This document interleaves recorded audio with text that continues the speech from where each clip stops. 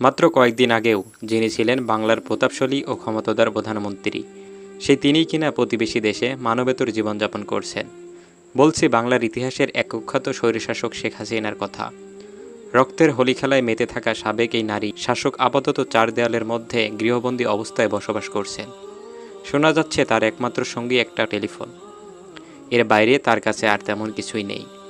বাংলার ইতিহাসে শেখ হাসিনার নামটা অবশ্যই স্মরণীয় হয়ে থাকবে, তবে সেটা এদেশের সাধারণ মানুষের কাছে ঘৃণার নাম হিসেবে।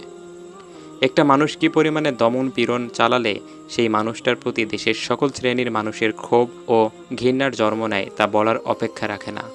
যাই হোক, শেখ হাসিনা ভারতের এক প্রকার আত্মগোপনেই রয়েছেন, কারণ ভারত সরকার এখনও তার নিরাপত্তা নিয়ে শঙ্কিত। এজন্য তার সঙ্গে কারোরই দেখা করার সুযোগ নেই, এমনকি নিজের কন্যা সাইমা ওয়াজেদেরও না। হাসিনার দেশত্যাগ এবং দিল্লির কাছের একটি সামরিক ঘাঁটিতে পৌঁছানোর পর প্রায় 1 মাস হতে চলেছে। দীর্ঘদিনের এই মিত্রকে নিয়ে এখনও উভয় সংকটে রয়েছে নরেন্দ্র মোদীর ভারত সরকার। ভারতে কিছুদিনের জন্য থাকতে চেয়েছিলেন হাসিনা, কিন্তু যুক্তরাজ্য, যুক্তরাষ্ট্র ও সংযুক্ত আরব আমিরাতের আশ্রয় পেতে বাধ্য হয়ে ভারতে রয়েছেন তিনি। এরই মধ্যে বাংলাদেশের সরকার হাসিনার ডিপ্লোম্যাটিক পাসপোর্ট প্রত্যাহার করার সিদ্ধান্ত নেওয়ায় ভারতে এখন আর তার অবস্থার বৈধ ভিত্তিটা কী, সে প্রশ্ন উঠতে শুরু করেছে। এই পটভূমিতে দিল্লিতে ভারতের শীর্ষ পর্যায়ের সরকারি কর্মকর্তা ও বিশ্লেষকদের সঙ্গে কথা বলে ব্রিটিশ গণমাধ্যম বিবিসি যেটা আভাস পেয়েছে তা হলো, এই মুহূর্তে শেখ হাসিনাকে নিয়ে ভারতের সামনে কার্যত 3টি রাস্তা খোলা আছে। প্রথম রাস্তাটা হলো বাংলাদেশের সাবেক প্রধানমন্ত্রীর জন্য তৃতীয় কোনো দেশে আশ্রয়ের ব্যবস্থা করা।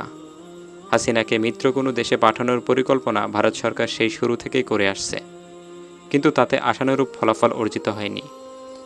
এর কারণ ইউরোপ, আমেরিকা কিংবা গণতান্ত্রিক কোনো দেশই এমন একটা স্বৈরশাসককে আশ্রয় দিয়ে নিজেদের ইমেজ নষ্ট করতে আগ্রহী নয়।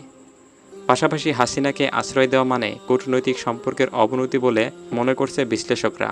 দ্বিতীয় অপশনটা হলো শেখ হাসিনাকে রাজনৈতিক আশ্রয় দিয়ে ভারতেই রেখে দেয়া, আর তৃতীয় পথটা হলো তাকে বাংলাদেশে ফেরত পাঠিয়ে বিচারের মুখোমুখি করা।